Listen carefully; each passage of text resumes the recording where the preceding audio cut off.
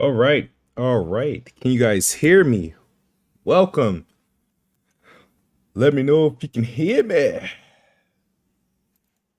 Planet Xbox Podcast, episode 136. Why do I hear myself? Let me fix that problem. I gotta fix that problem. I do not like hearing that annoying echo. Let's get this fixed. As long as it's not disturbing y'all, I'm good. Oh, yeah, I'm coming through two speakers. Hold on. Let me make sure.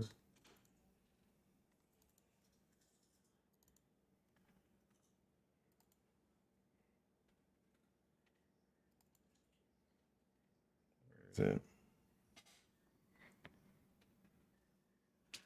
Like, do you guys hear me twice? That's what I need to know. Make sure you guys don't hear me twice.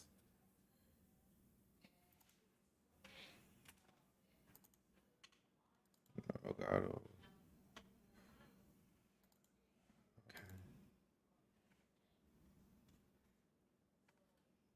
All right. Let me just do some playback right here. Oh God. Oh.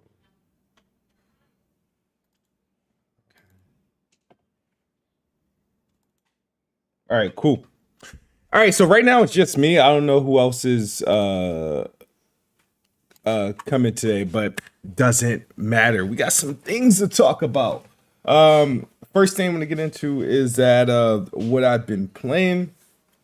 Been playing Hogwarts Legacy still. I actually had to fall back from it because I thought I got myself in a endless like death loop. Ran into a cave, level 32 spider. At the time, I was only a level 23. Thing kept whooping my ass. I've gotten close a couple times, but I didn't realize I could leave the area. So I like turned the game off for like 2 days.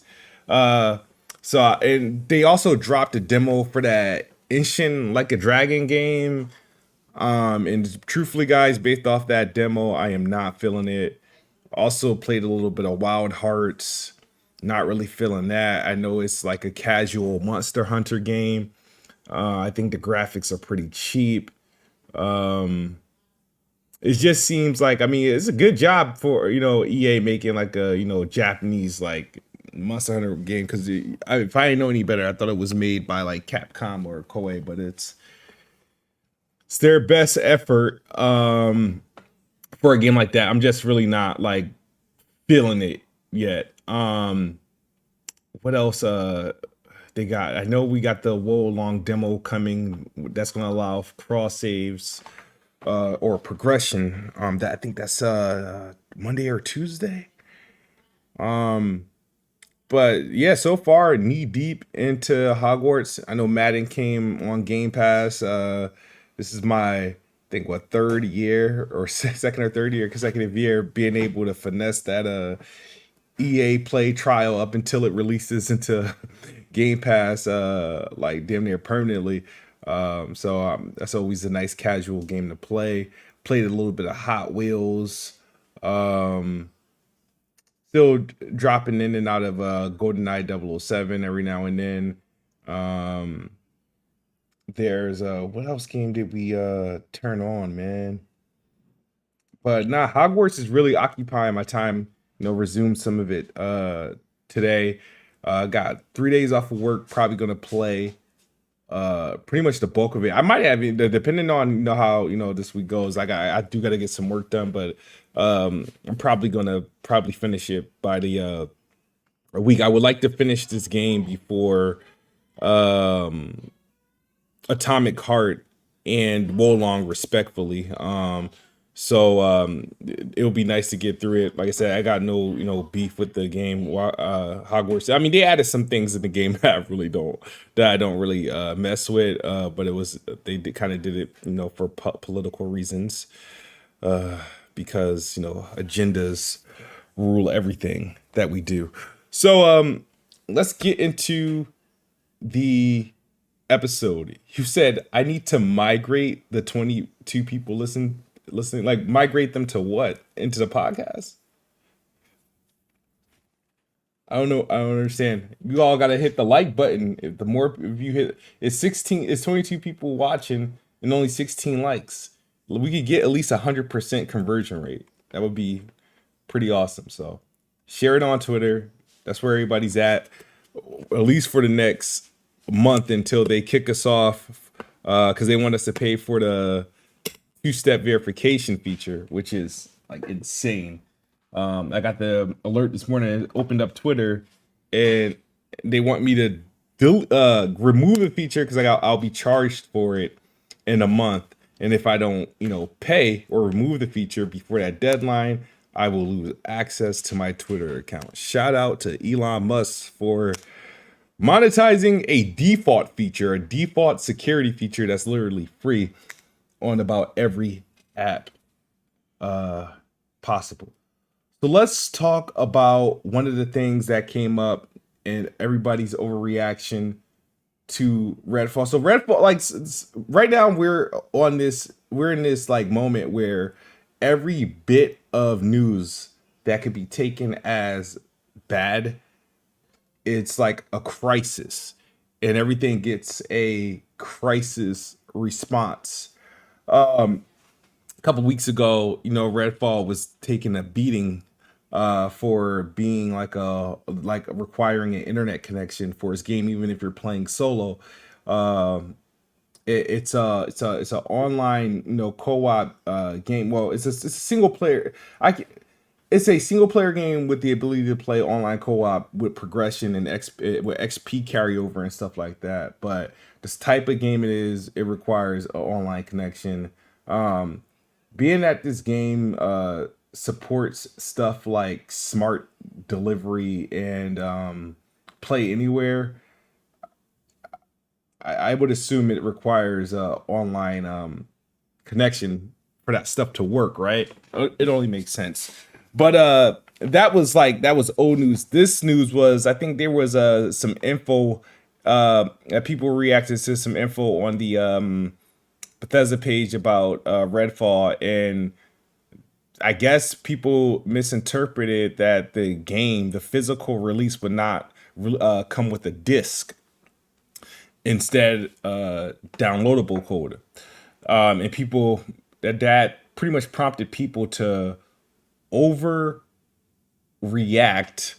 to that possibility. We saw the likes of Dreamcast guy making a video immediately, and people overreacting on Twitter and talking about game preservation and stuff like that. It was later corrected that no, the game will come with the disc inside of it. Actually, the Xbox version is the only real version. Will be the only version that has a disc. And nowadays there's these expansion passes that you can get that you can buy separately. And there is going to be a bite back edition for Redfall, which is going to come with, like, I guess, extra content, maybe some new maps or whatever. I don't know. I'm not familiar with all the content that's coming in the bite back edition, but I assume it's going to be some, some sort of expansion related content and characters and outfits and weapons associated with that bite back edition. So you can either buy it up front for a higher cost. I think it's like approaching $100. I could be wrong there. Or you can buy the base game. Or if you're playing the base game in Xbox Game Pass, you don't get access to the bite back content. You have to either buy the DLC or buy the the whole premium thing. So what they're doing is they're giving, like most games do, players the opportunity to buy into that expansion. Especially is more so aimed at people playing the game in Game Pass. But you can walk into the store and you can buy like the bite back content separately, and that won't be a disc because it's DLC. Which makes sense. And it probably won't even be in the game case. It will be it's probably going to be on those like Xbox cards that you see in like the Xbox section of like Best Buy, GameStop, Walmart. They have, how they sell digital game cards. And they're also able to sell like DLCs and season passes in that same manner. So you're going to be able to buy the Bite Back standalone itself if you're going to be playing Redfall on Game Pass. Probably get it at a discount. Or if you bought the game, so by itself, and then later wanted to, upgrade, you either, go to the store and buy the Bite Back content, which is like a waste of gas, or you could just download the shit on the Xbox or buy it directly from the Xbox store.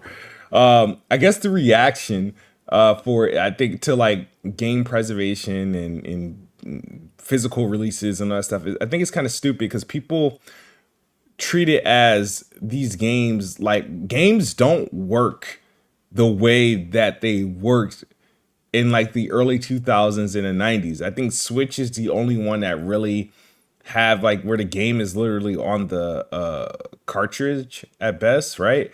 So and Nintendo sucks at games preservation because like the only time you get the most out of Nintendo games is you keep the platform, you keep whatever console handheld that you're buying these games for, and then you hold on to it until it becomes retroware.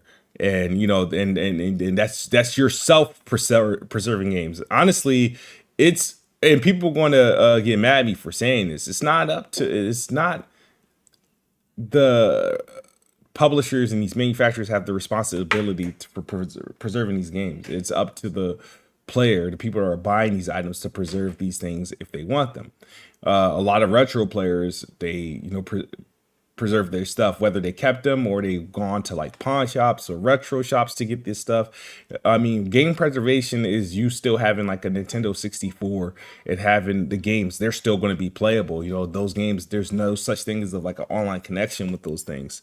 That's game preservation. Game preservation is Nintendo and PlayStation and Sega re-releasing these retro consoles that have all those games built in, or you keeping your old consoles, right? So the Nintendo Switch, it might be worth to have just to keep those games, because Nintendo's games they're worth a lot of money. That's game preservation. Like Xbox, when they were mentioning game preservation and stuff, is that they were doing things through their own programs, their backwards compatibility, their emulation, their newer consoles enhancing older games through their animation emulation. Them being able to release a console and you still have access to games from the original Xbox and 360 and being able to play them at higher resolutions and higher frame rates. You know what I mean? That's still technically game preservation. It's a different form,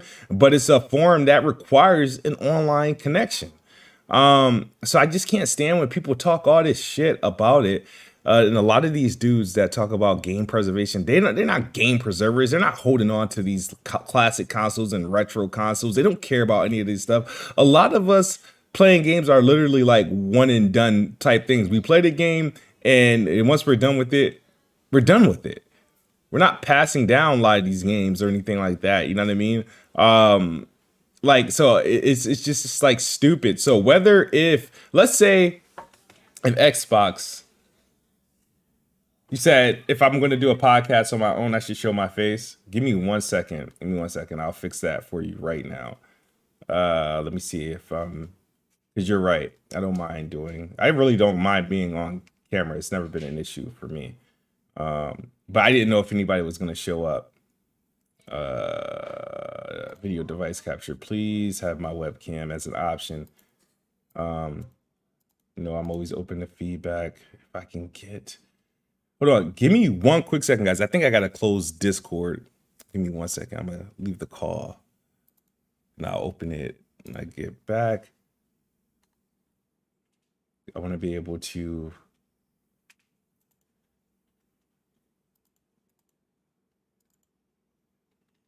All right. Let me see if I could. I forget which one still has my. Just give me one. I'm going to switch. All right. No. So one of these have to have my webcam. I don't know if it's this one or nah, man. Come on. But yeah, like I wouldn't have mind if this thing was they sold a game case and it had a game card in it. I mean, I understand. I to me it would be like, well, what's the point of selling a disc? But it wouldn't be enough to make me rage and rant and get all like upset about it. I think because at the end of the day, we're buying a lot of these games and they come. There's a disc, right? They give you a disc, but the disc literally has like the bare minimum on it, like almost nothing on that bad boy. Um, and hold on, why can't I get my camera, bro? Um, you guys got to bear with me for a moment. I got to find which feed has my game camera, my vlog. Ah, well, I'm gonna have to literally do like surgery.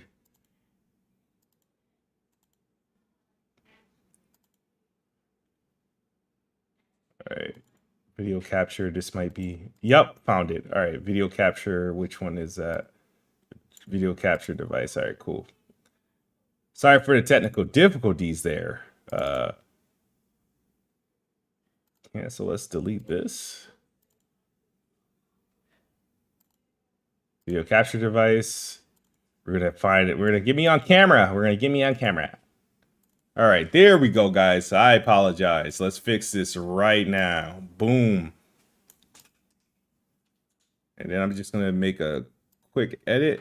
My room in the background is a little bit of a messy though. I don't really like that shit. Maybe I need to get myself back.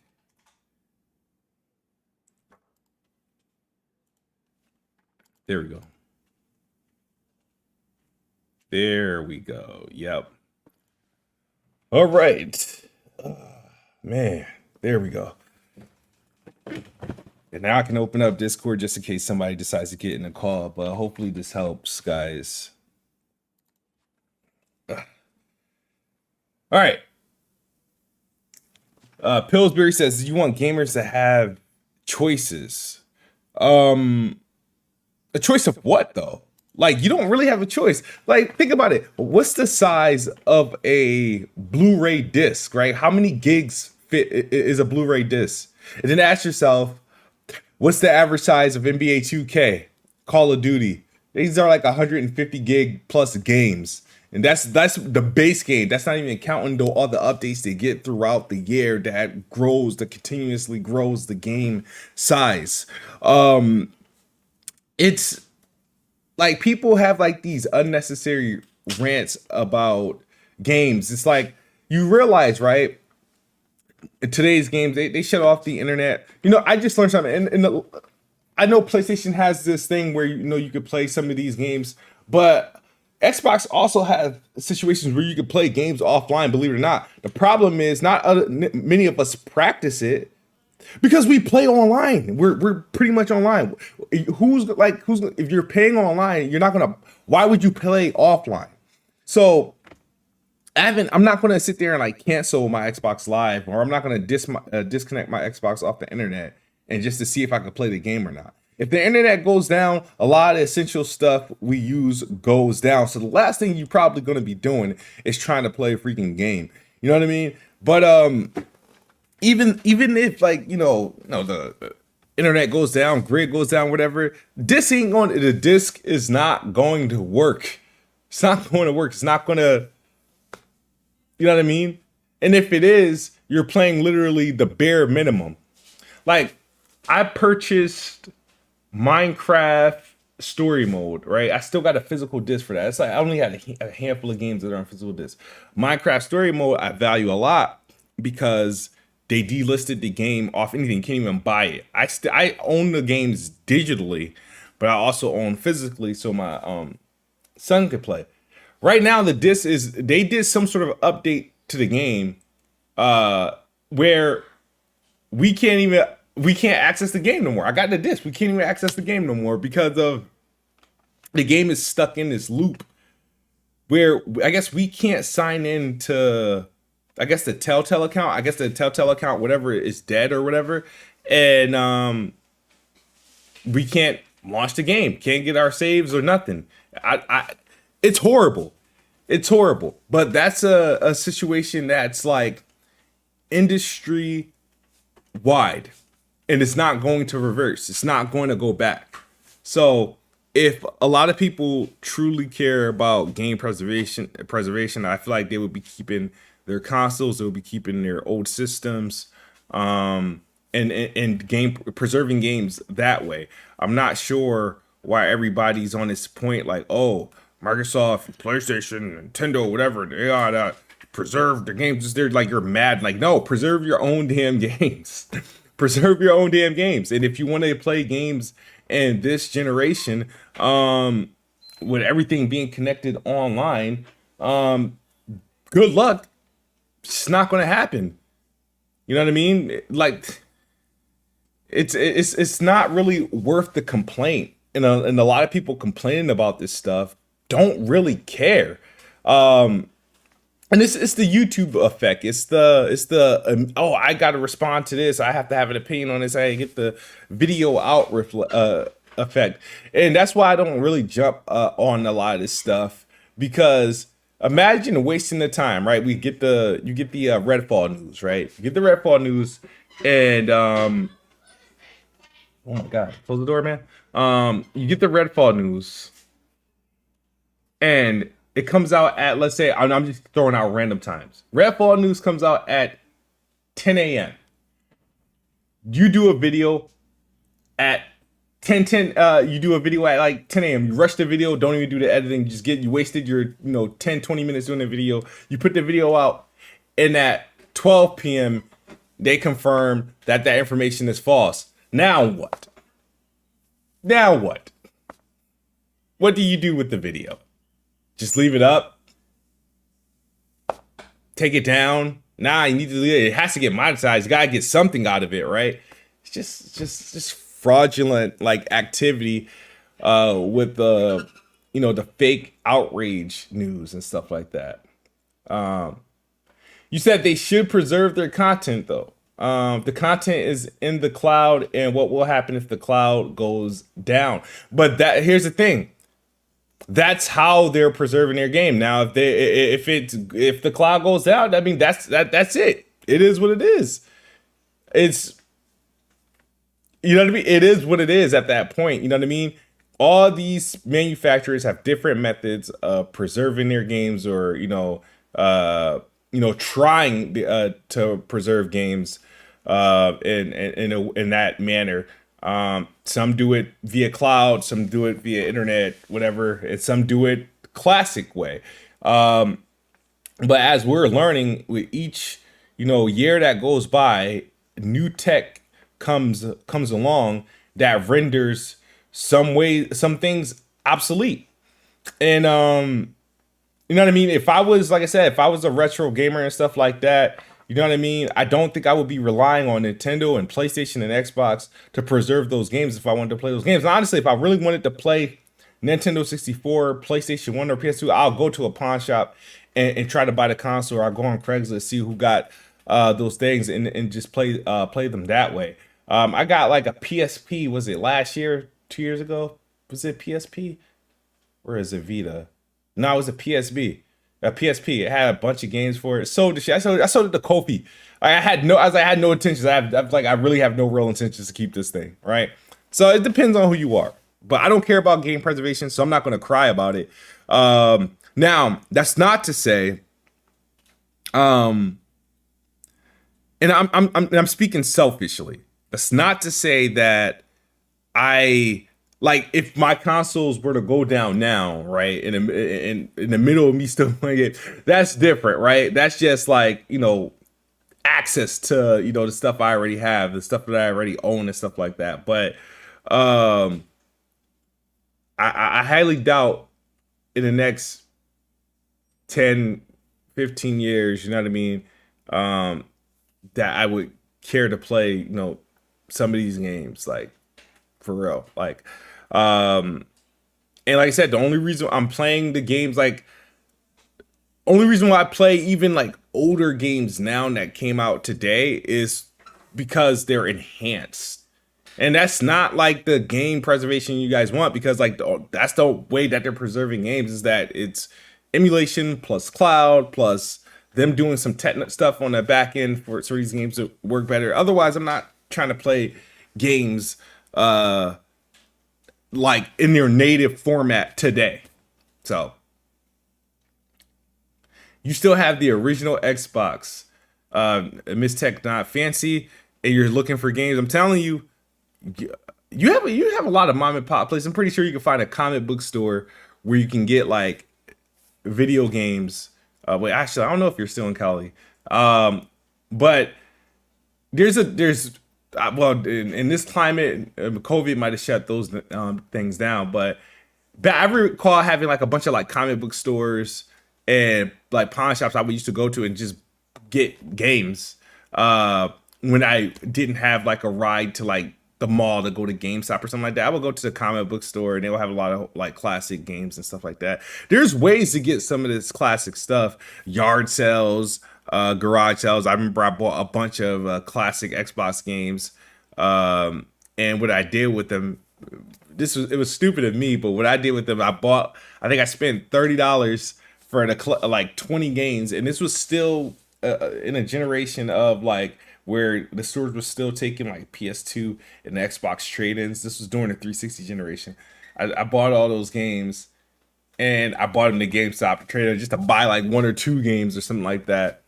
Probably one of the dumbest decisions I've done. But then again, was it really? Because I had no use for the games. I didn't have an original Xbox at the time, and at that time, none of those games were backwards compatible. At least most of them weren't. But let's get into this whole thing about Game Pass decreasing sales, cannibalizing sales. Now, this should be a duh moment, but then again, everybody's holding on to what Phil Spencer said about, Game Pass leads to more sales. And technically, I don't think Phil Spencer is wrong. I really don't. I really don't think he's wrong about that statement, because how I looked at Game Pass, and this is how I think it really works, is that there is a scenario where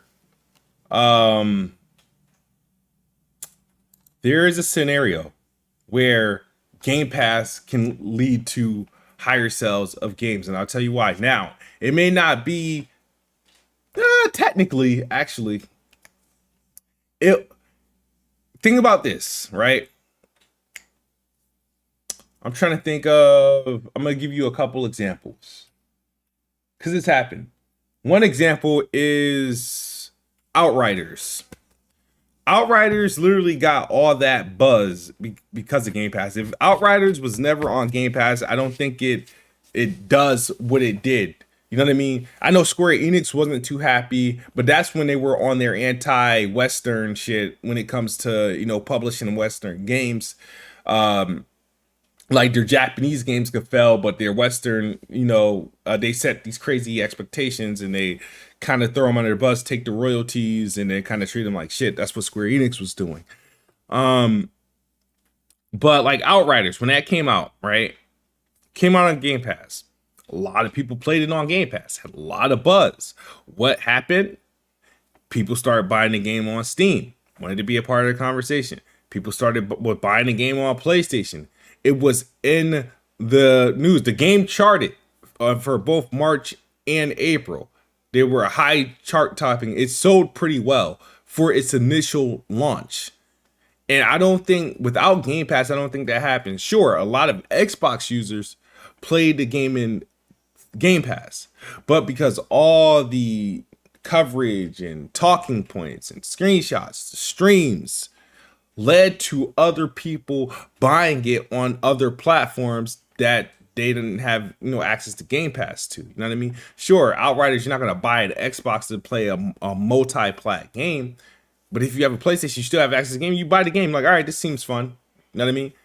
Let's take another game that it has happened to. It had the same effect. Games like High on Life, right?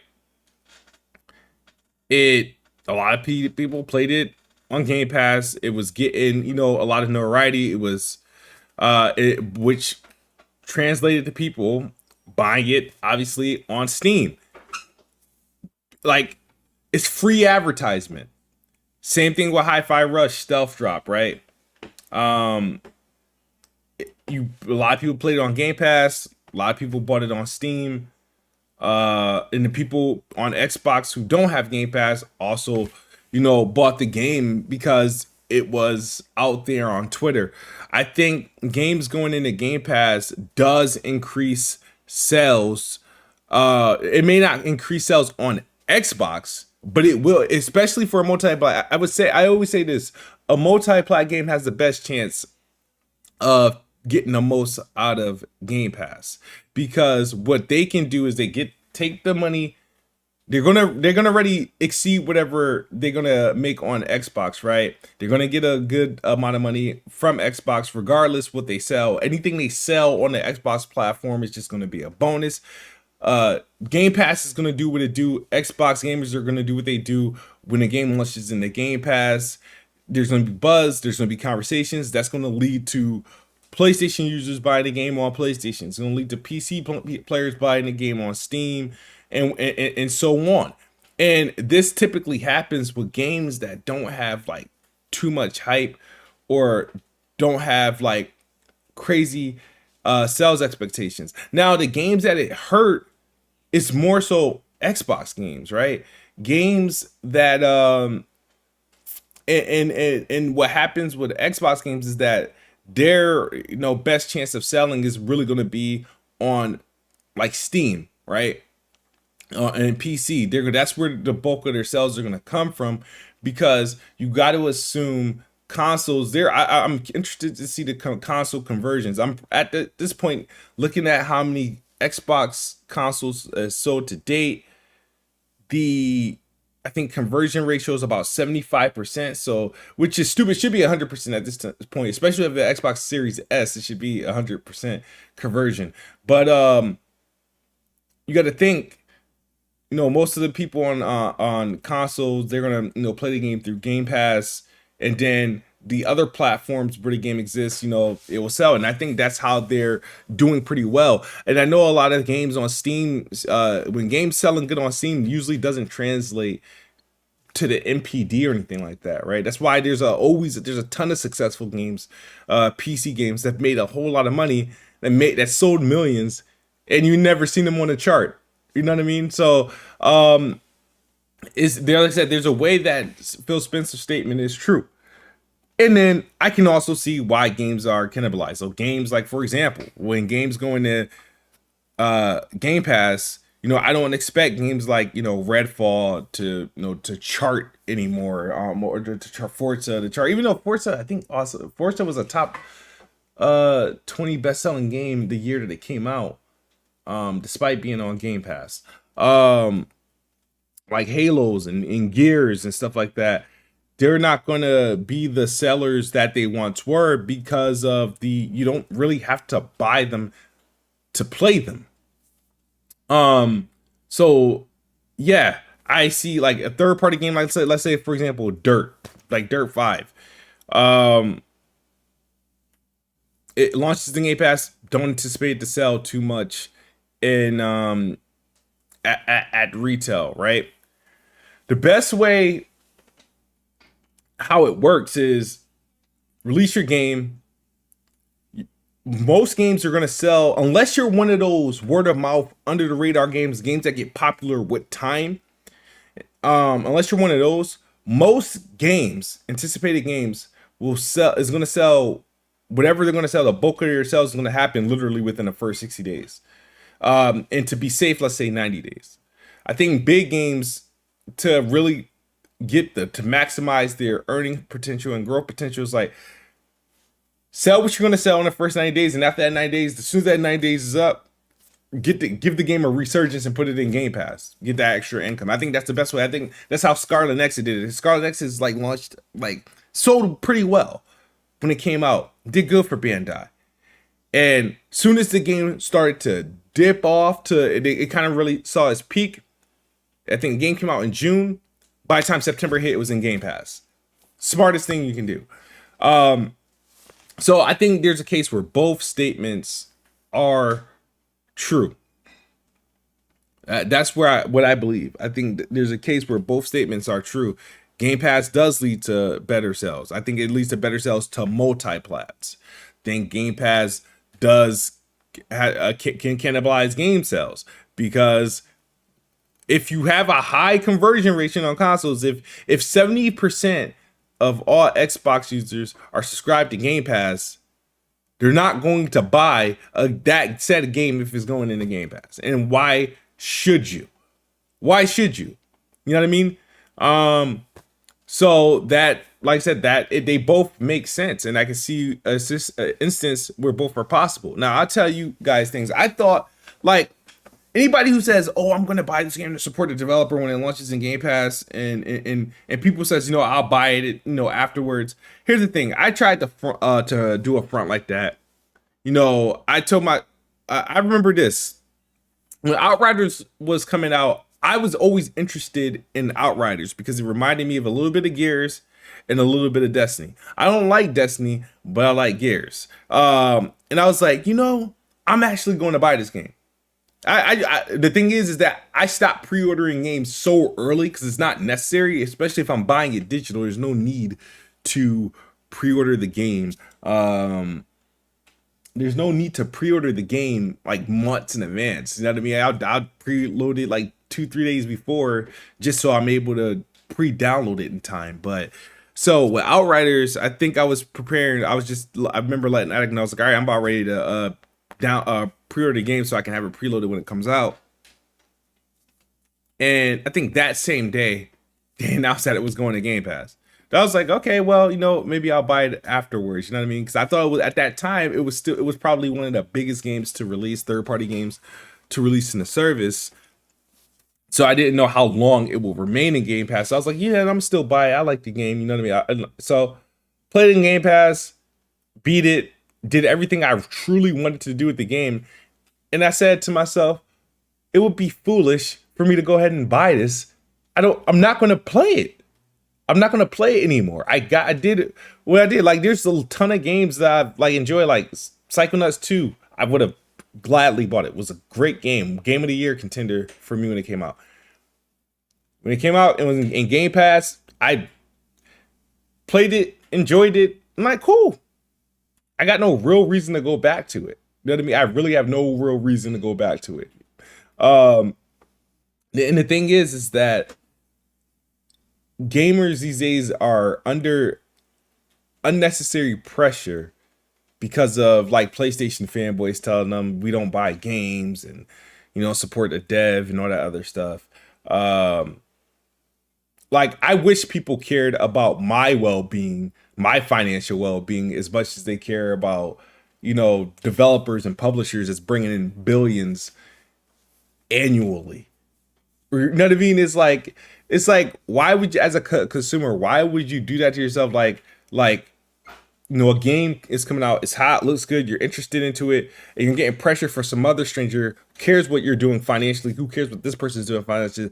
Like, for example, Wolong looks very interesting. Like, I'm up for it. Now, I never played Neo, but I play like From Software games like Sekiro, Elden Ring, Bloodborne.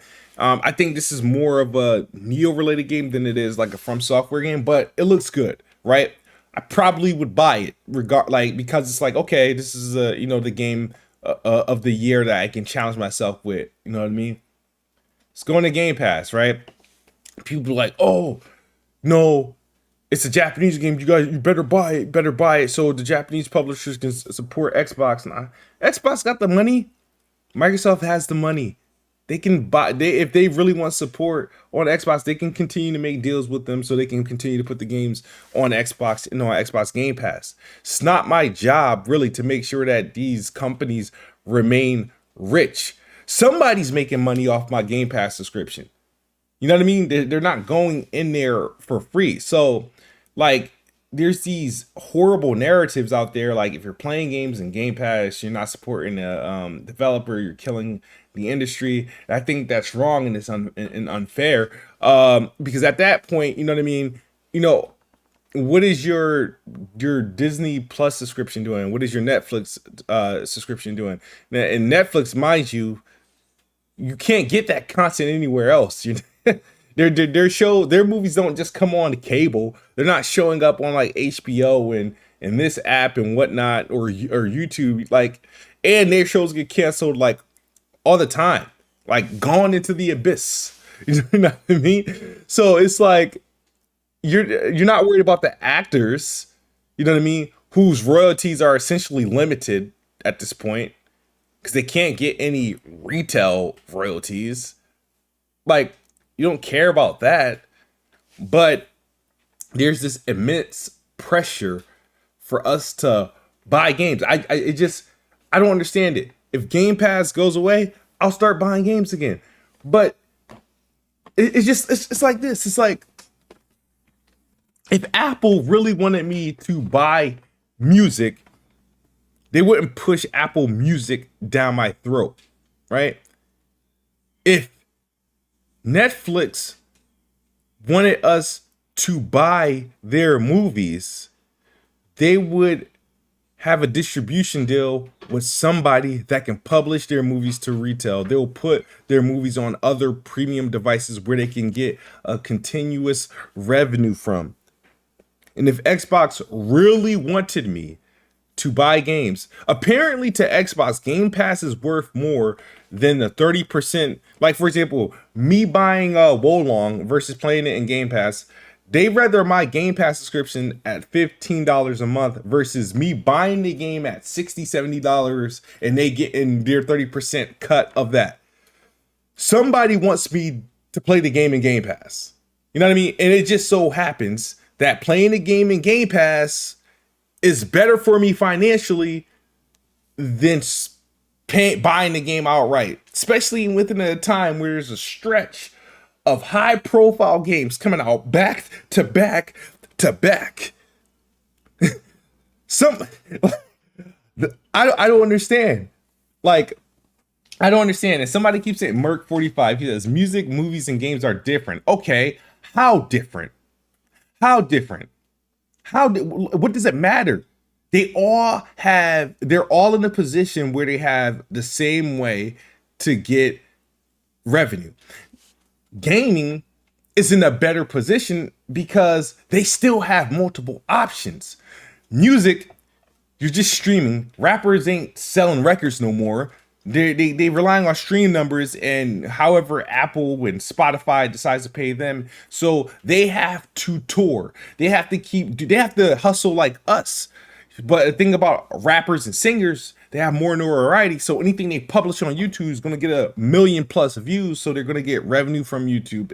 They got ad revenue. They go on tours. They make their money that way. And they got streams. Movies, probably a horrible position. I mean, I know that it seems like the budget of movies is going down.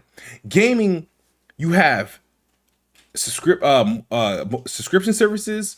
You have all these storefronts, whether you're getting it from your retail outlet, which is your Best Buy, your GameStops, Walmart, whatever, whether you're paying for it through Game Pass, or whether you're paying for it on like Steam, they have so many revenue sources and it's not one.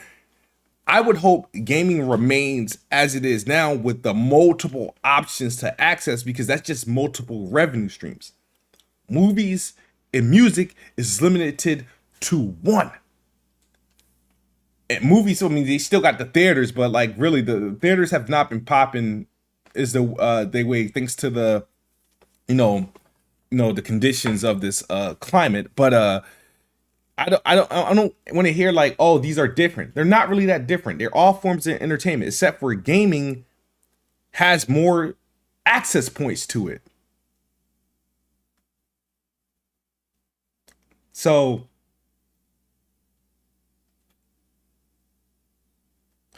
he says, what the F are talking about? Game Pass is a subscription service like any other. Buy the games to support the dev. That's a horrible take because you're telling me that me subscribing to Game Pass isn't supporting the dev. So if it isn't supporting the dev, why is the game in Game Pass? Why is the game in Game Pass? If developers and publishers got no royalties, no monetization from Game Pass, their games will not be in the service. It just won't.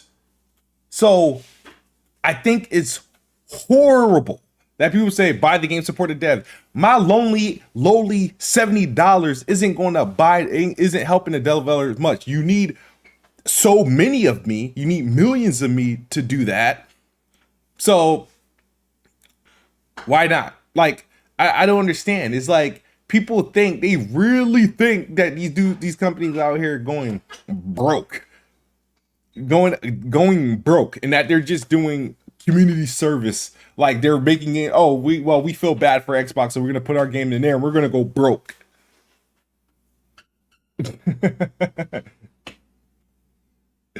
Oh man, but Game Pass, man. Like I said, there's been an attack on Game Pass. The only issue I have with Game Pass is that it has not grown the way it should have for as long as it's been out. I think Game Pass is going on 6 years. And at this point, when you look at Apple Music, when you look at Disney Plus and stuff, and how fast they reached 100 million. Now, I know that's not the same because the reach is a lot easier, right?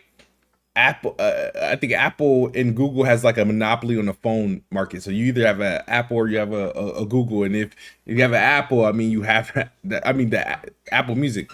Disney Plus is a streaming app that can be played across TVs, tablets, phones. Billions of people have access to it. Xbox Game Pass scope is much more limited because Xbox Game Pass, and it can't grow the way that a Netflix or a Disney Plus or Apple Music can grow because Xbox isn't a mass market item that everybody, it's not a necessity, right? So literally, in order for Game Pass to have that same effect, it has to be on every place. It has to be on the device that is a necessity. And a part of this is Xbox's problem, right? And right now, if you know, all right, majority of my players, of the people playing on Xbox Game Pass is playing on a console. How do I increase my subscriptions? You have to sell more consoles. And to sell more consoles, you have to put out more games, more compelling games, and you have to actually market.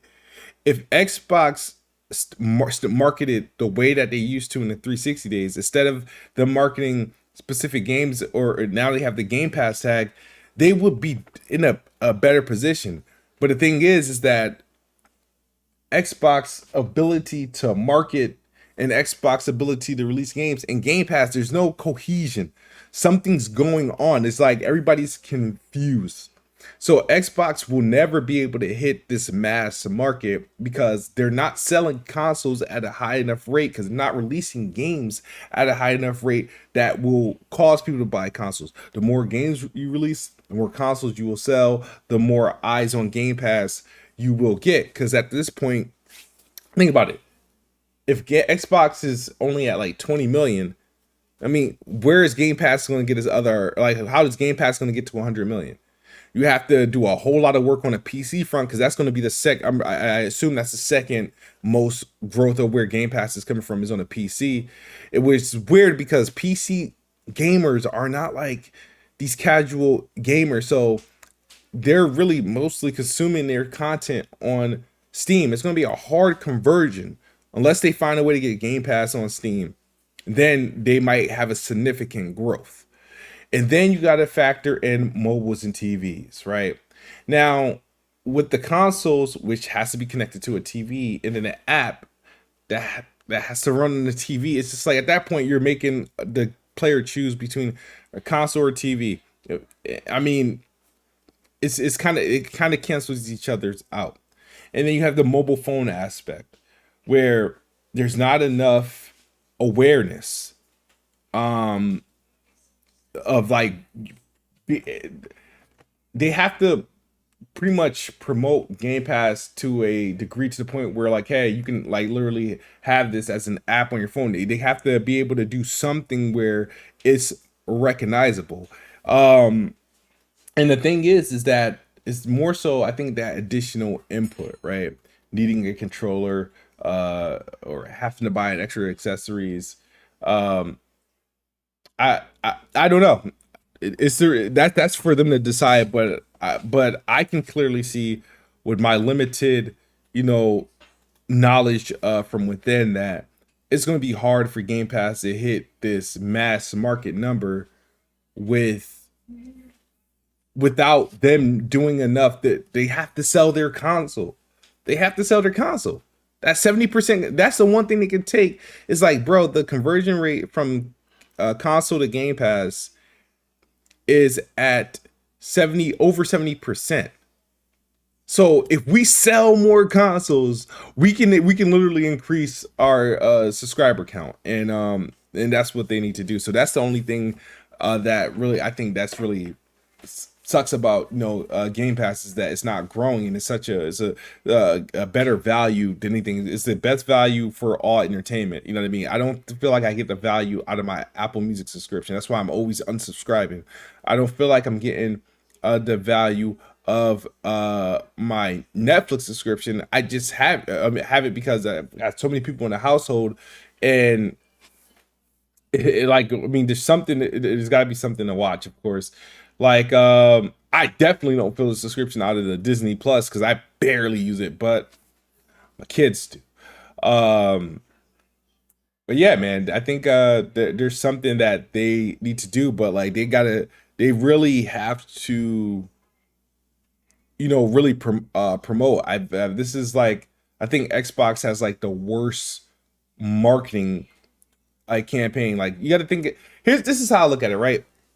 You guys know I'm not the biggest PlayStation fan. I have one and whatnot, but PlayStation is treated like an iPhone. Like it's a what's the word? Like it's just something you gotta have. It's the default is, and this is Microsoft fault too for not really challenging themselves. They let PlayStation become the default gaming device, which is I don't understand why they're even struggling with this whole Activision case with everybody doing all this competition thing. Like, I don't understand how they don't understand that the worldwide market leader is PlayStation, and I don't understand I don't know what they're looking at that think PlayStation can be really truly threatened at this point. But right now, PlayStation is the default device. I have it literally because to say I have it, fear of missing out and stuff like that. Barely use it though. And Xbox is the only one with pockets deep enough to challenge it, but they won't because their marketing sucks. They don't know how to. They don't know.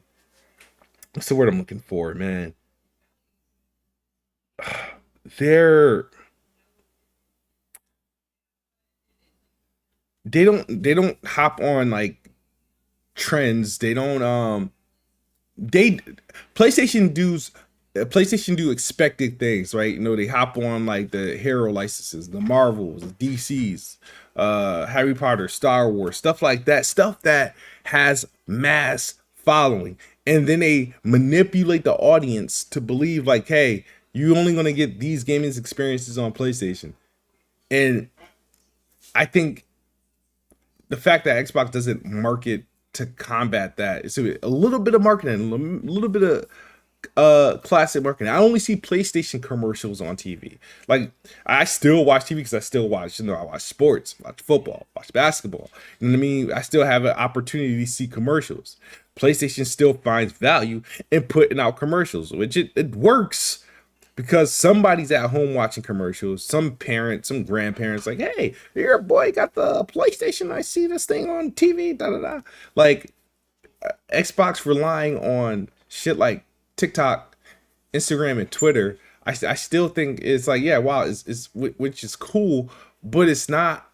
You're not going to get the mass market turnaround. PlayStation right now is the default gaming platform, just like iPhone is damn near the default phone. I think, even though obviously Google is a heavy competitor, but Google, and I say Google, I gotta stop saying Google, but Galaxy, Samsung, whatever. Um, I think obviously Galaxy competitiveness to iPhone is much closer than what Xbox competitiveness to PlayStation, in my opinion. But Original X says Xbox's biggest mistake was letting the marketing rights to Call of Duty go. Um, Absolutely. Um, Actually, the crazy thing is, like with the Xbox One generation, the Xbox still actually had an opportunity to see something because they went into that generation with hype, and they were still like at the beginning they were selling decent enough. And you gotta people forget Xbox had Call of Duty rights up until Black Ops 3. I think that was the first PlayStation marketed game because Call of Duty Ghosts was Xbox. Call of Duty Advanced Warfare was also Xbox. I think they even had custom consoles for Advanced Warfare. I know they had a bundle. Um, yeah, but I think PlayStation like caught it at the right time. But PlayStation also had like you also got to consider Disney. You also got to consider I mean I said Disney, Destiny. You also got to consider the Star Wars. Even so, Star Wars Battlefront wasn't like the best games. I enjoyed them. They let PlayStation get a stranglehold on those. Um, I think there's just a lot that they let PlayStation go out and get that they could have been tackling.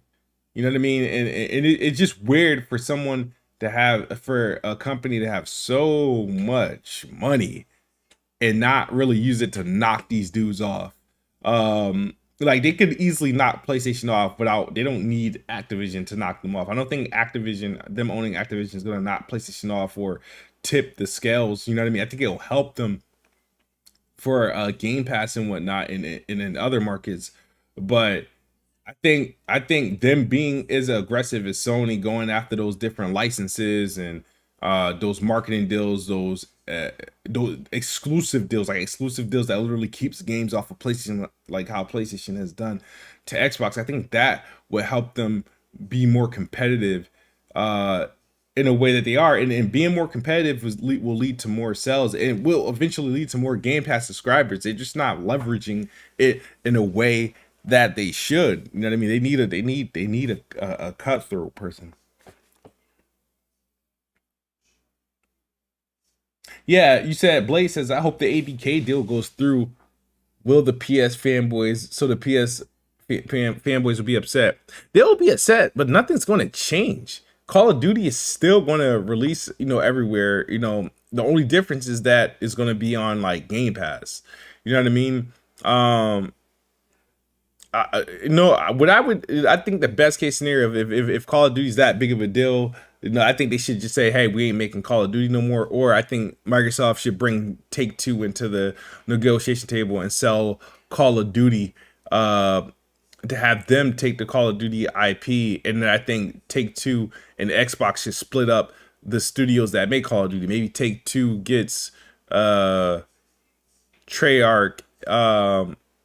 and maybe Sledgehammer, and then Xbox gets Infinity Ward and Raven, and keep all the other studios and stuff like that, and then decommit Call of Duty. Maybe they could promise PlayStation, marketing rights to one of the Call of Duty games, maybe Treyarch games, and then Xbox gets whatever to the other ones. I don't know. There's so much stuff they can do. I don't really care no more.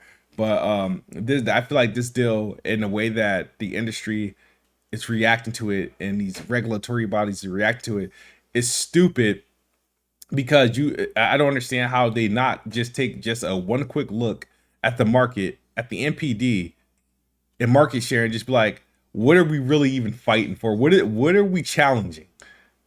So let's see. He said Take Two. Well, the reason why I said Take Two is because EA is going to get bought out within the next year. EA, even though like they've been doing things like healthy things, gamer friendly things. They haven't been doing things healthy to EA's financials. So they're preparing themselves to be bought out by another publisher. Now, if ABK wasn't the thing Xbox was tackling, I think Xbox probably would have done it. I think if Amazon is still interested, if Disney is interested, maybe one of them goes through. Because if Disney buys EA, right, what happens is they have control over the EA. Now they can literally work in-house to do their games. And they control wherever their games go. They don't have to rely on another publisher. So I think EA is setting themselves up to be acquired.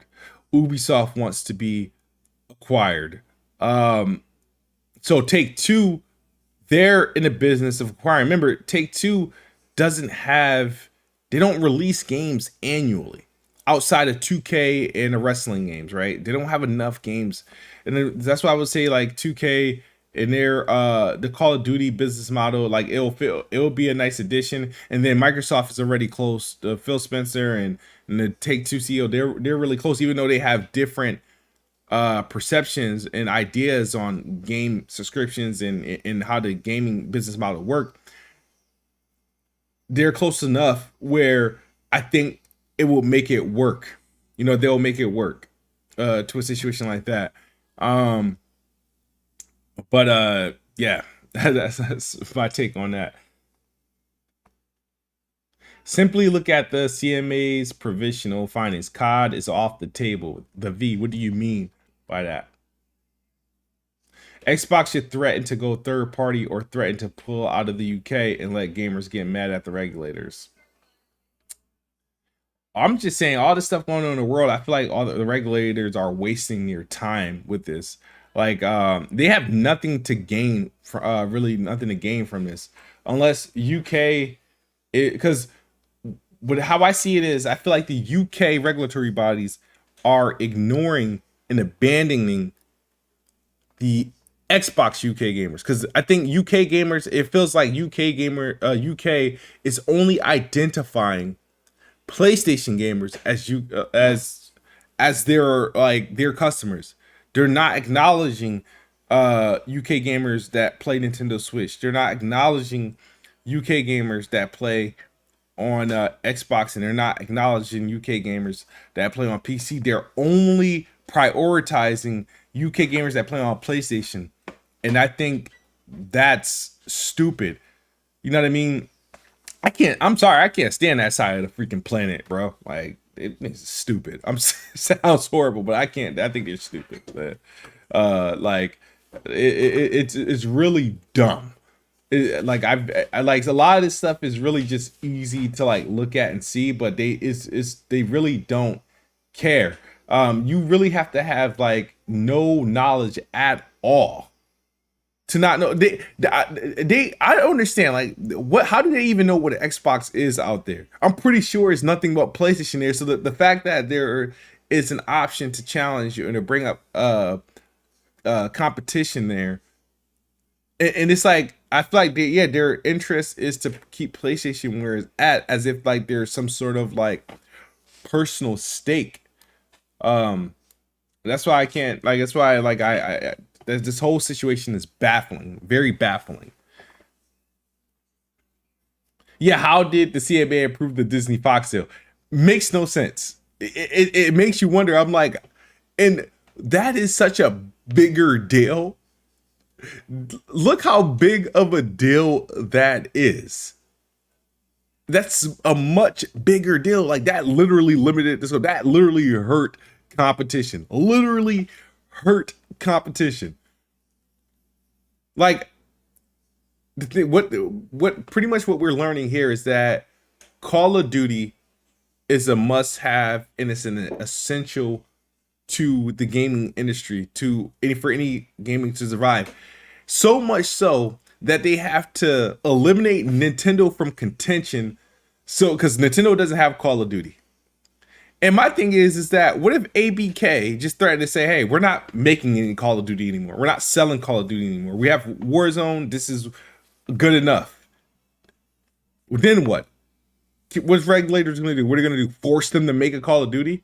Think about it. Like, it's like that's pretty much what they're saying is Call of Duty is too important of a game that if one of these people lose access to it, they should be they can no longer compete.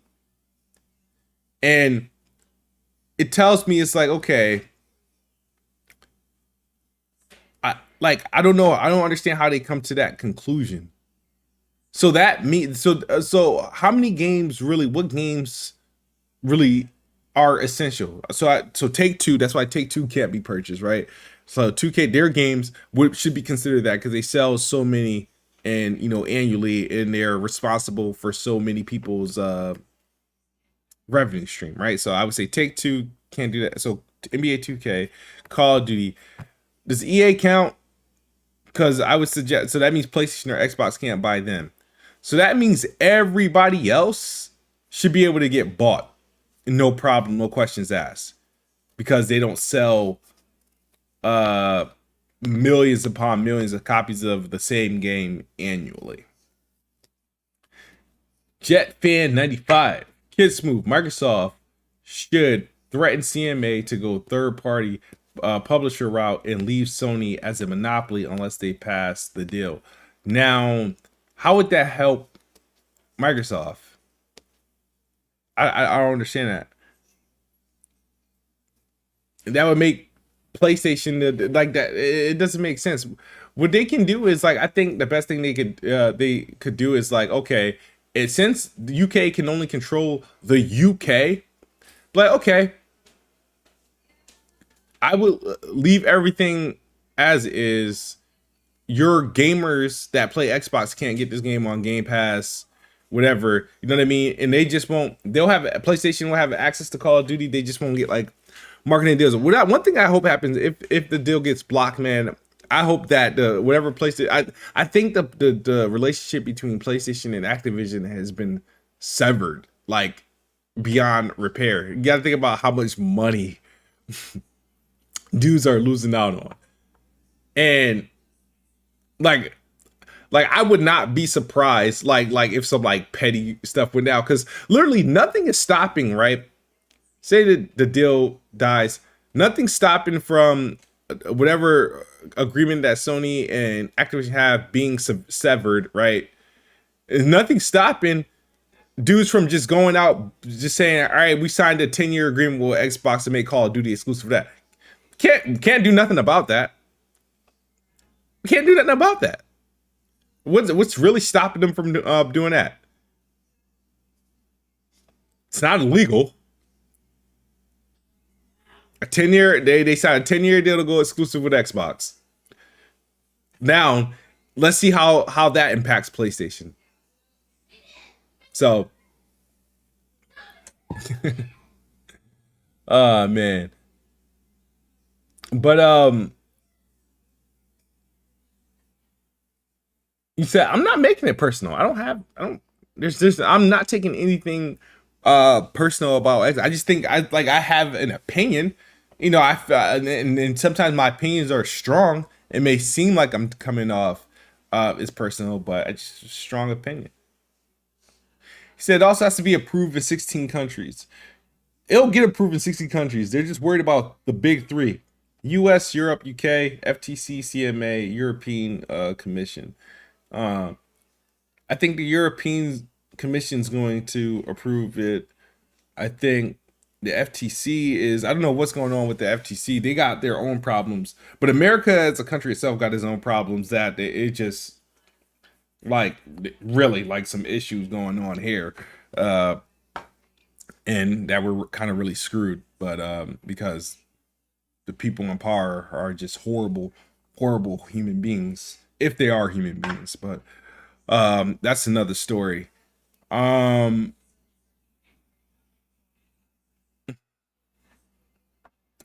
but let's see. But Game Pass, yeah, leads to decrease in game sales, and I don't think Xbox is mad at that.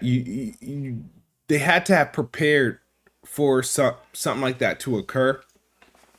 And it's the reason why developers and publishers are heavily compensated when they put their games in Game Pass, because there is an expectation that their game may not sell as much as it probably would have on Xbox had they not put it on Game Pass. That happens. I'm pretty sure Atomic Heart, Wolong, they had an expectation like, hey, this game has a potential to sell this much on Xbox.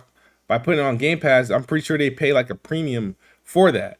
Now, historically, it probably wasn't that bad for a game like Wolong, because who's publishing Wolong? Is it Koei? Is it Bandai? Who's publishing that game? But we all know how Japanese games perform on the Xbox platform. They'll sell, but they're not going to sell extremely well. So going on Game Pass isn't really that detriment. You know what I mean? And they probably make out better putting the game on Game Pass, getting their whatever upfront costs. They probably are making more than what they have probably sold on Game Pass. Sub Saltiest Gaming.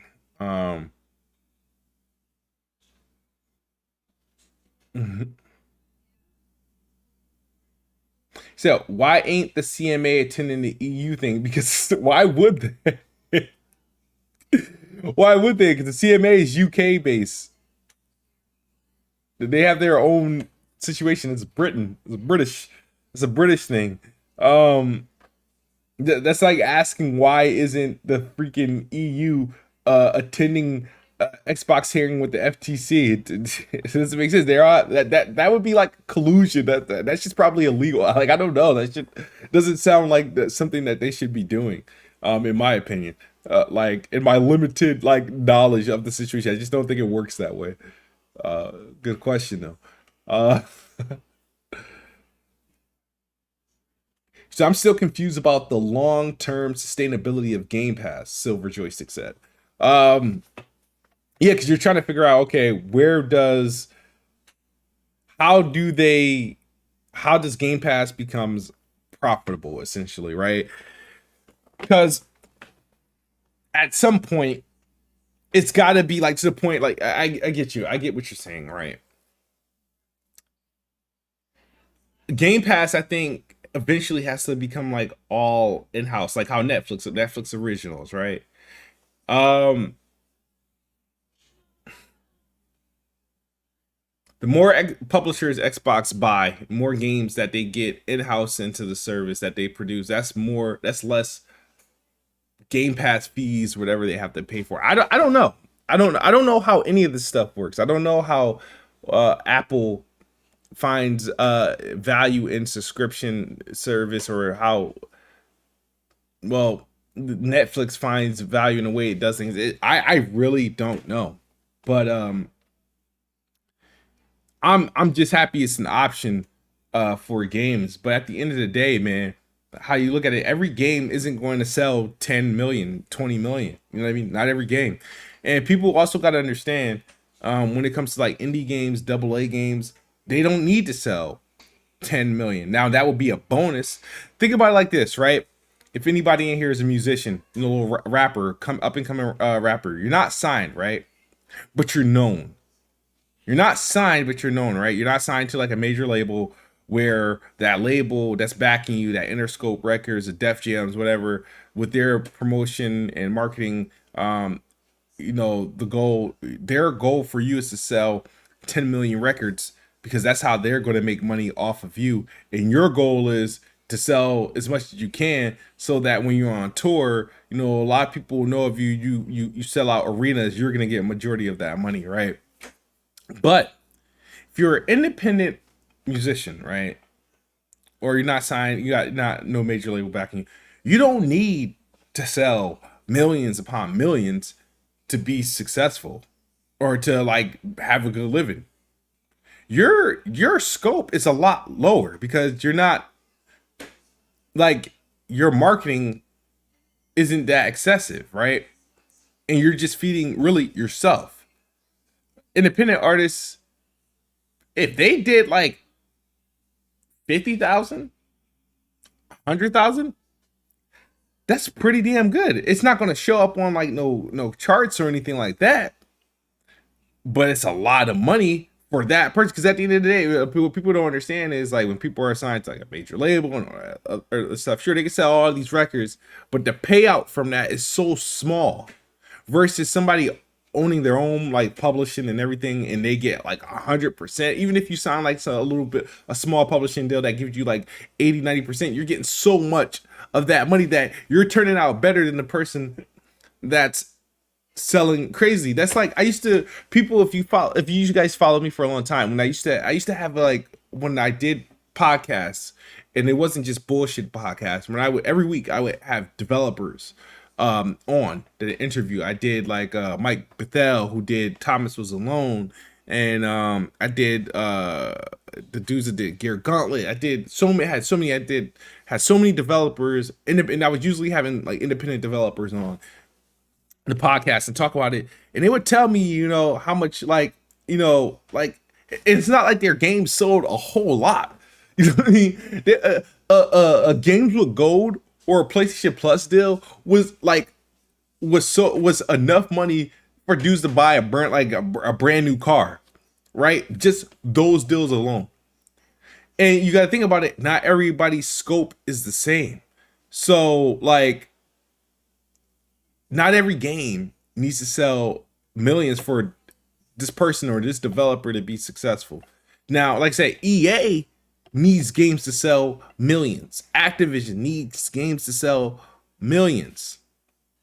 Embracer Group, now they need to sell games to sell millions, but before, some of these acquisitions they making, Embracer Group, all their games need to do was sell 200,000, 350,000 across all platforms. That's good. They made their money back. Because Embracer Group's THQ Nordics games, their games are fairly cheap, don't cost a lot of money. I think their most expensive game to date from that publisher was Saints Row.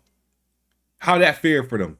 Horrible. But a game like Biomutant, they probably already made their money back. It's a lot of these games. That's why there's so many independent games. There's so many AA games, coming out, because they get their money back so freaking quick. You know what I mean? They're not, the EAs, the 2Ks, and Ubisoft that literally have to sell so many millions, and they always have to pump out games annually that sell so many millions annually to turn a profit. You know what I mean? And the question you got to ask yourself is, when does the cost of making video games start to decrease? Because I think the cost of making video games is too much. It doesn't make any sense why it costs this much. Like the marketing budgets and stuff like that. Like, why does it cost so much? Like, what's really going into it? What's there that is costing video games to cost so much money? Like I don't know. And I think that's the problem. The thing about games is that it's costing too much money to make, and they're taking too long to come out. And that's the thing. It's like,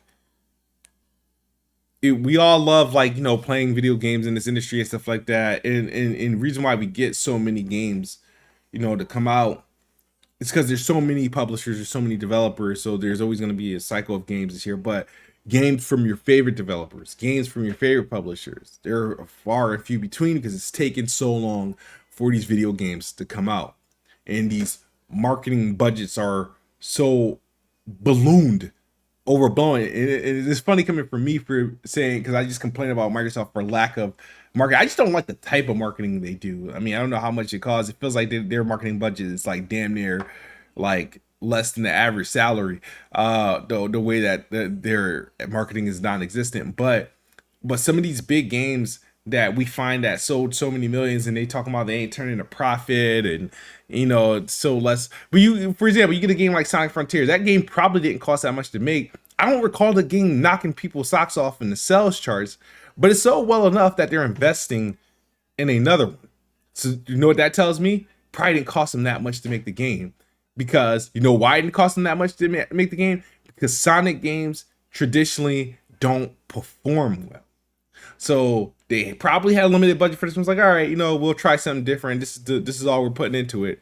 It worked out. So but it was like, okay, we let's do it again.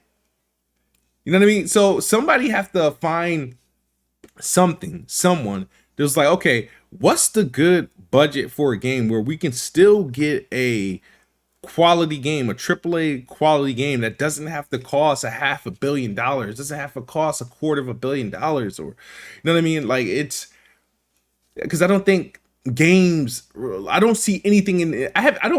I'll tell you this. I don't think I played a video game that said, wow, this had to have cost hundreds of millions to play.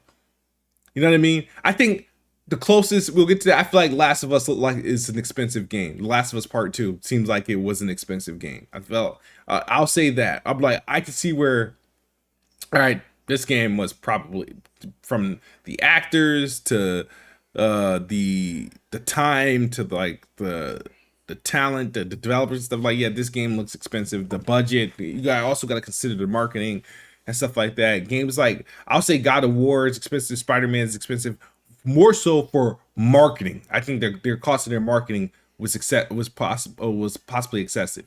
The Last of Us 2 as a game itself, playing the game, felt like that was expensive.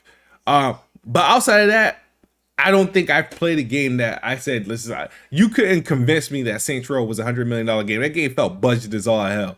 Like, I was like, there's no way they spent $100 million. And if they did spend $100 million, whoever spent that money should be fired for pocketing it, because that's crazy.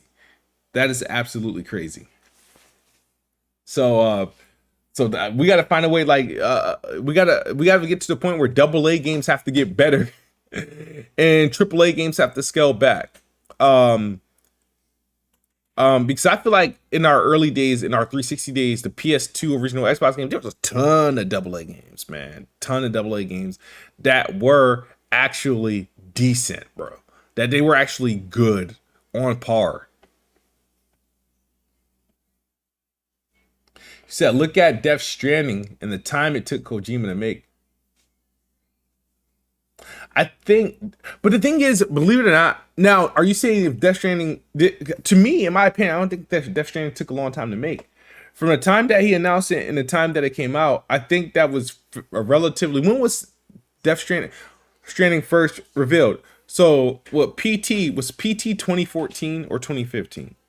And then it was supposed to be Silent Hill. Silent Hill got canceled.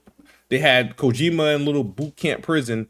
He left Konami, started his own studio, partnered with PlayStation. I think that all happened in, somebody correct me if I'm wrong, did it happen in 2016 or 2017?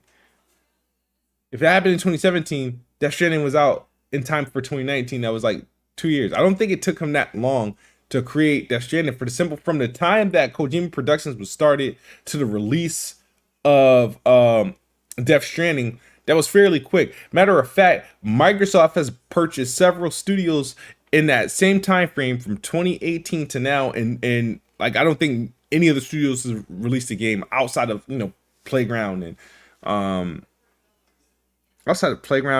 a few others, obviously, but a lot of those studios still haven't produced a game in that same time frame, where Kojima started a new studio and released a high budget game in that same, like, in a quick turnaround. Felt like 3 years, in my opinion. 2016. Okay.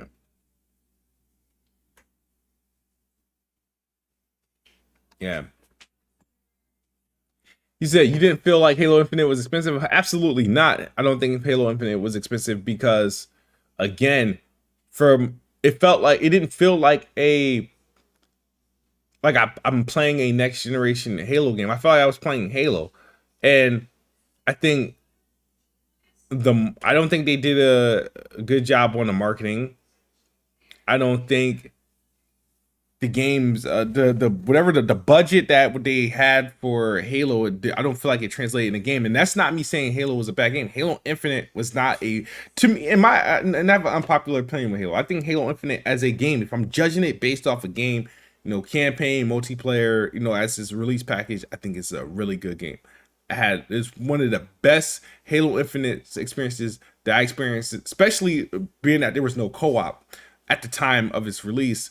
It's one of the best Halo campaigns I've ever played. I would not take that away from them. I had a blast with that campaign. I loved it. It's the most time I spent with the Halo Infinite campaign. The multiplayer, same thing. I'm not a season pass gamer, so I don't play games like Fortnite. I don't follow the seasons and stuff. I just play.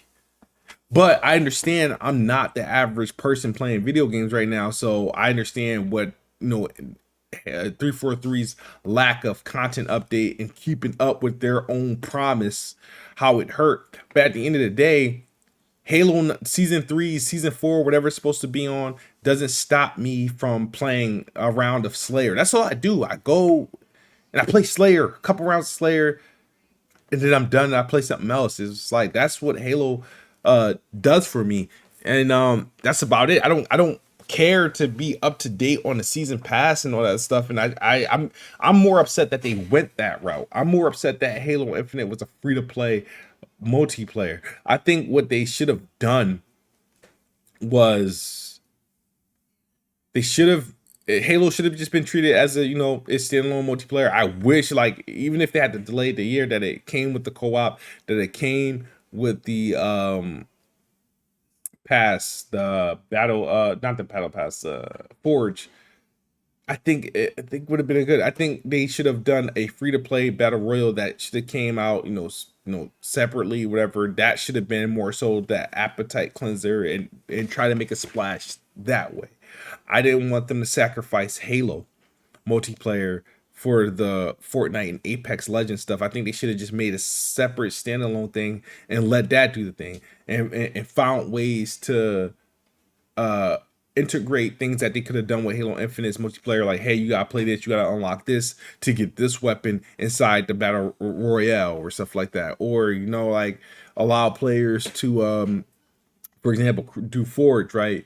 You create battle royale maps for the free to play games, and that's how they create life there. I mean, if I was a game developer, if I had like the know how to do games and stuff like that, that's what I would have done. If I would played a important role inside 343 and Microsoft, that's what I would have done.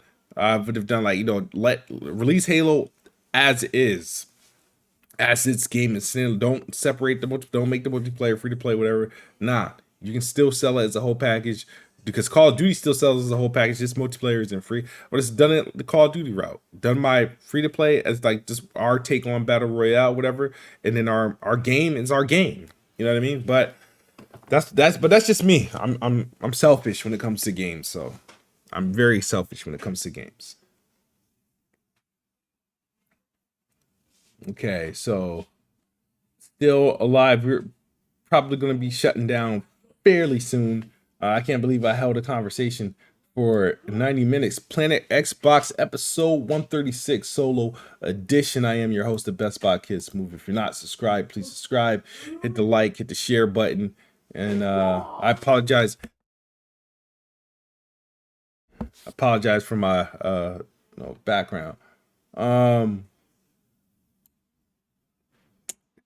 Chat fans say Xbox should shut down. Should shut down their marketing division and give the reins to Bethesda to handle all of their marketing. Hey, between Bethesda and Activision, they close the deal. They really, they don't need. They could somebody's gonna, I think Activision obviously does a good job, and Bethesda, typically does a good job of marketing when they have. I think Xbox alone, like, even though they have the money, they literally have the money and funds, their marketing team is just been trash. I think they were doing a good job leading up to the launch of the Series X, whoever they had, they were doing like some key things that were just like cool. I think Xbox had like a few peak moments. I want to say early in the Xbox One life cycle, they had good marketing. Early Xbox Series marketing, good marketing, even because they were being able to do things even in, they didn't even have like games like that. And then obviously the entire 360 life cycle marketing like flawless. I don't understand what it is. It's like I mean, there's there's so much like good marketing out here nowadays that they literally could take anyone from anywhere to like do a better job than what they're doing now. Um, because whoever's telling Xbox current marketing team that they're doing a good job is lying to them. So, I mean, there's that. Yeah, I still remember like the marketing. People forget. Remember the Xbox One marketing commercial, where they had all the like games that were coming out. And dude was in the business office. The Titanfall Titan came down, and the dude got into the Titan. They had the Spartans from like Rise fighting in the streets and stuff like that. They had cool marketing, man. The Halo games that used to have some of the best marketing. Gears of War, their trailers and stuff that they used to have, like Destroy Beauty and all that other stuff. Man, they used to do a good job. Even I remember Forza Horizon 2 marketing, where it made such a big deal. Dudes driving the yellow was it the Ferrari, and they show dude just get off like the street and into like just the open field and start just driving across, and it was like Forza Horizon 2. I was like, that's dope. That's dope. That's dope. They used to have a good marketing. You said the Aaron Paul commercial. Yeah, they had Halo 5 also had good people. So Halo 5's marketing was so good. And it also came on at key points. Remember when Walking Dead was popular? We used to get the commercials during Walking Dead, right? Halo 5 Guardians marketing was so good that people said it was deceitful. Hunt the truth, because we didn't know what they meant, because the game wasn't actually, Halo of Chief and Locke fighting, even though they were hunting each other, throughout, the game. The trailers made you think that, somebody was gonna go, and it never really happened. But I don't care. I'd rather you lie to me to get me hyped about the game. That was good marketing. There's nothing about that marketing that was bad. Nothing about that marketing for Halo 5 Guardians was bad. Like, I don't care what nobody says. That was awesome marketing. Like, they got to stop listening to these crying ass like gamers and journalists. Deceitful, not the truth. Like, shut up. It was good marketing. Hold on, let me go grab my phone.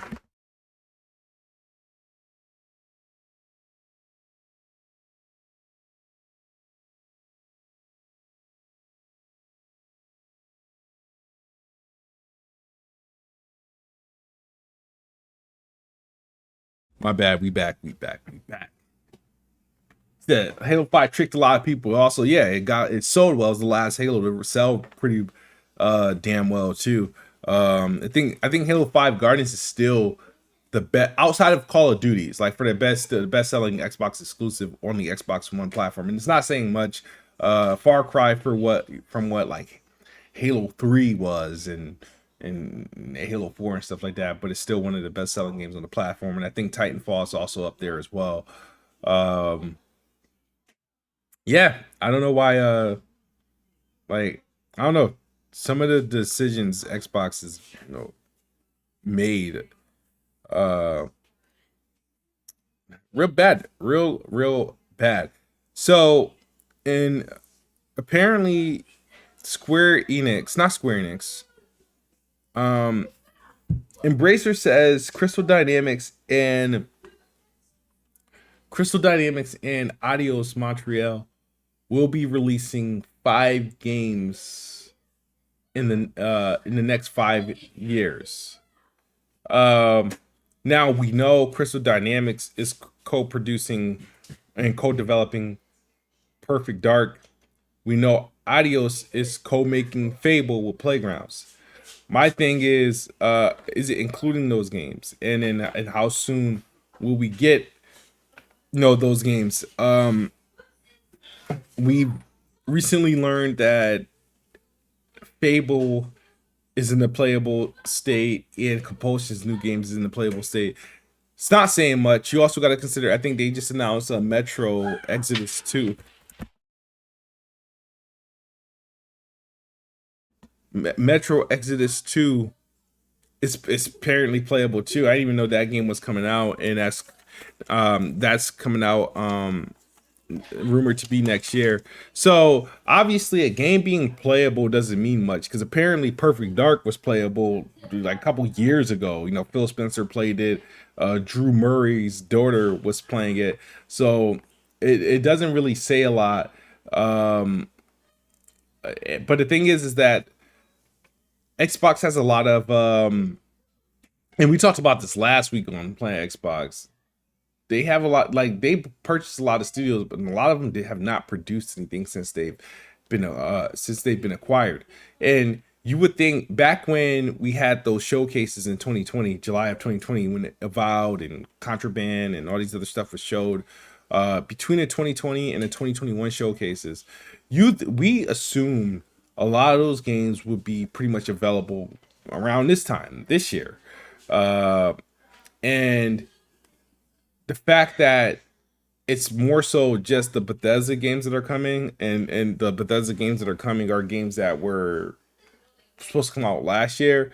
It's like you got to wonder, damn, that drought was going to last a lot longer. Had it not been for Bethesda, it would have been like, so these games were. Now I'm wondering the games that were announced in 2020 in 2021 where they just saw concepts. But it's hard to believe Fable, because Fable been rumored since like 2017, bro. They've been building St. Albans house since like the days of Forza Horizon like 3. Like this is like pre-Xbox like One X and stuff like that. Like Playground has been rumored to been making Halo for 4 years before the game was even announced. So that's what I don't understand. Like something has had to happen in between. I don't like. I feel like a lot of these games, like Contraband, Fable, Avowed, like what did, like when they announced this, were these just damn concepts? Did they like Outer Worlds 2? Like when is like, even though I wasn't expecting Outer Worlds 2 for a while, uh, I don't know. I just wonder. Hellblade, like it's been shown like in 2019. Um and Everwild has been like shown before we knew what the next Xbox name was.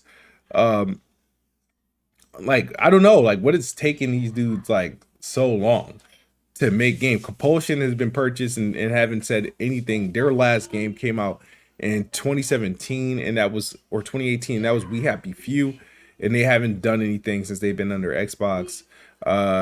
You know, Machine Games is overdue for a game. I know they're working on Indiana Jones, but you think that they were working on Wolfenstein or something beyond that point. But at this point, they're overdue for a release of a game. They haven't made a game since 2017. Both Arcane, they both did their games in time, so they're fine. Even Tango is they're on pace for their their games. Ghostwire just came out. They just did Hi-Fi Rush. They're probably going to have another game come out in the next 2 years, so they're not really due for another game. But like it, is due for a game. A lot of the studios that have are due for games. You got one way to think about it is to think about, all right, all the games that came out in 2019 and 2018, did they have a release, a follow-up release yet? Spider-Man came out in 2018. The games were due to come out. The follow-ups were supposed to come out this year, but they also had a game in between. Hold on, let me quiet down my background. God of War came out 2018. Ragnarok already came out already, right? This is the follow-up. Um, um, what else? Control came out in 2019, and Remedy's about to do Alan Wake's supposed to come out this year. Jedi Fallen Order came out in 2019, and they're about to do the follow-up in a couple months, 2 months. The sequel comes out. Outer Worlds came out 2019. I mean, how far is Outer Worlds 2? It's like, who else releasing it? Coalition is essentially at this point is due for another game. Like it just saw a lot of the studios that they acquired just taking their time. They got he said original, or oh, that's what it says. The original X. It says PlayStation game pipeline is miles ahead of Xbox. They got to figure it out. That's true, absolutely. I'm just saying all those studios, somebody got to be able to like do something. Obsidian has been like the most productive, of course, because they've released a couple games since they've been under the stable. Um, Rare and Undead Labs. I mean, Rare, like I said, they haven't really produced anything um, since Sea of Thieves, and Sea of Thieves has been successful for them. I don't really give Rare too much credit for Battletoads because that was mostly done by another studio. They just give like originals rights, founders fee. Same thing with the GoldenEye. I don't think Rare is really responsible for that either. At least the porting it and stuff like that. So Everwild is supposed to be their thing, and they have and Rare holds so many IPs that other studios has to make. What else? You said Xbox needs a dedicated Fallout franchise studio since Bethesda is too busy, and Obsidian is busy too. Xbox owns every studio that worked on a classic Bethesda game. So what they can do, Bethesda, like they take so damn long making their games that they should like. But I think in Exile or Obsidian could do a Fallout game. I think it would be in Bethesda's best interest to let one of them do it if they have the room or the opportunity to. And people forget Bethesda also has like another studio that has never released a game. Was it Roundhouse? I think Roundhouse Games never released a game. They don't know what they're making.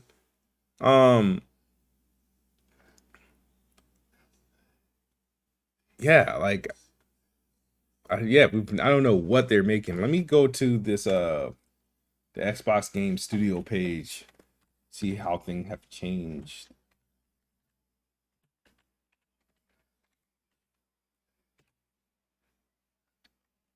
That's how we get to that.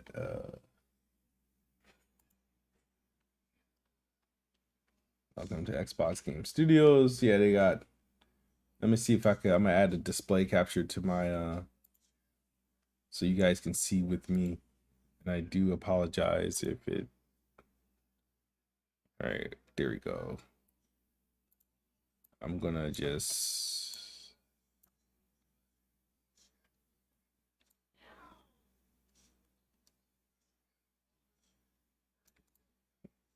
So all these freaking studios. Gee. My bad, guys. Get all this unnecessary crap. There we go. I'm just gonna make this smaller so we can sort of just look at this together, bro. Like, these guys got like between you got 343 world. I mean, they're doing their thing with these Age of Empires ports. The Coalition, we heard that they canceled 2 smaller projects and to do Gears of War 6. Compulsion, we don't know. Double Fine, they just released a Game of the Year contender 2 years ago with Psychonauts 2. Apparently, they got multiple projects in works. Xbox Game Studios, believe it or not, they're the only ones that are really like pushing. They've, they're responsible for stuff like As Dust Falls, Tell Me Why, Somerville, uh, Era, which is coming. I think they're responsible for getting shit like High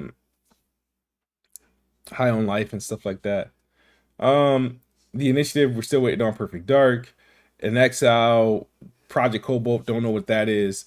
Mojang's about to release Minecraft Legends, of course. Ninja Theory, we hope Hellblade 2 comes out this year. Obsidian, they said they did Pentiment and Grounded last year, and Avowed and Outer Worlds 2 is up next. We don't know when they come out though. Playground Games working on Fable. Rare, Everwild has been in development for a decade. Turn 10, Forza is supposed to be coming out at some point this year. They are afraid to give us a release date. Undead Lab State of Decay 3, not sure when that's coming out. That's probably like another 2 years or so. Starfield is supposed to come out this year from Bethesda Game Studios.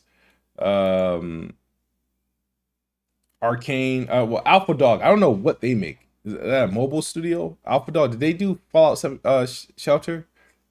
Not sure what they make. Cinemax Online. Obviously, they're still doing Elder Scrolls Online. I think they are involved with Fallout 76. I'm not sure. I'm not sure. Tango Gameworks just did Hi-Fi Rush. They get a pass, and they're releasing Ghostwire Tokyo next month for Xbox. They're supposed to be moving on from Doom. We don't know if that's another Quake. I don't know what their next game is. Arcane, like both their studios, they're doing Redfall. Redfall comes out in a couple months.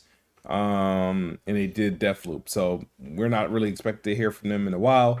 Machine Games, last game was Wolfenstein 2. They're working on Indiana Jones. Roundhouse Studios, not exactly sure. So, don't know, guys. Do not know. Now, I am going to answer this question. Somebody said, do I think Indiana Jones is an exclusive? I think not. I think that's the last game that's probably multi-plat. Case by case scenarios. I think that may be a multi-plat game. It would be nice if it is exclusive because Xbox needs something that's pop culture. They need like stuff that will get people excited. You know what I mean? You said you think Quake would do another Kick or Hex. I played Hexen. It wasn't Hexen for like Nintendo 64. Was that the sort of dungeon first person game? I don't know how that would translate in today's gaming. I don't know. But Quake, they can do that if it's not a multiplayer centric Quake. I still want to play Quake 4 is like the only game I really, really want to play. It's on Game Pass for PC, but it doesn't have controller support. It's only mouse support, and I can't play it that way. Can't play it that way. I want to play if they is able to release Quake 4 or make it backwards compatible. I'd play the game from start to finish. But I'm looking for Quake. If they remake, Quake the way they did, Doom, I think it will be all right. I think I would have a better time with Quake than I've had with Doom. Project Dragon by IO Interactive is years away too. Yo, what about Project Belfry? What is that? Was it true that are they reviving Scalebound? That if there was any truth, oh my bad, I got if there's any truth to Scalebound remake, not remake, if they actually continue, that really shouldn't be years in the making. Literally should be months. They had a finished product. It just looked like kind of looked rough. Where's the rest of the panel? I don't know. I don't know. It's just me today, but it's after 3 o'clock. And I think I've been live since like 1. We did 110 minutes. I think about 70 plus of you showed up. If you haven't hit the like button, hit the like button, hit the share button, and we are going to get ready to get out of here. I'm gonna try to put out some videos as well this week because I've been quiet, but I've been playing Hogwarts Legacy. I really want to finish that game.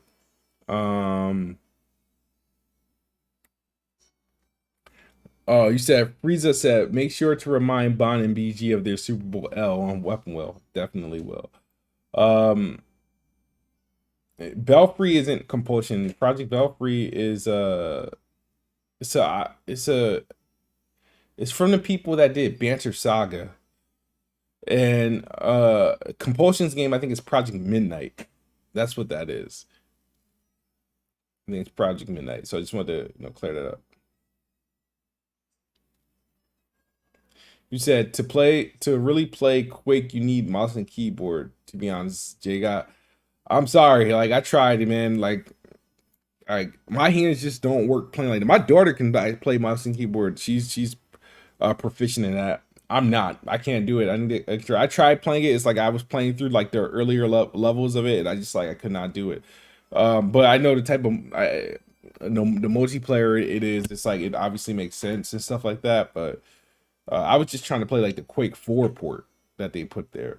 But said, I do want it Blade. Any chance Hellblade 2 releases this year? I think Hellblade 2 is the holiday game. I think we find that out this year. Is going to be the major holiday. It's either that or Avowed, but it would make sense if it's Hellblade since we've seen gameplay. Even though it was like a vertical slice of it, we saw some gameplay for Hellblade 2. And it looks like, and people forget, Ninja Theory also have Project Mirror. What the heck is going on with that? That first person apartment game, right? That looks realistic. Like did they reveal that at an event? Or did they just reveal that randomly on YouTube? Because Project Mirror was revealed after Hellblade 2. I think at like early 2020. I think in February of 2020, I think they revealed that. I think so. Yeah. All right, guys. Appreciate you guys coming through. It's been a good shout out to the names I see Dwayne Carter, Jay Gott, Praise the Don, Jet Fan, Frieza, Ham Solo, Curtis Blade, Miss Tech Not Fancy. Appreciate you guys coming through. Hustle, motivate, stay up. You guys have a wonderful day. I'm gonna just finish this weekend. Looks like I'm probably gonna have work. I'm just getting emails. But thank you guys, man. As always, Xbox is the best box. I am the best bot. Good night or good morning if you're on the other side of the globe. I'm out of here. Peace.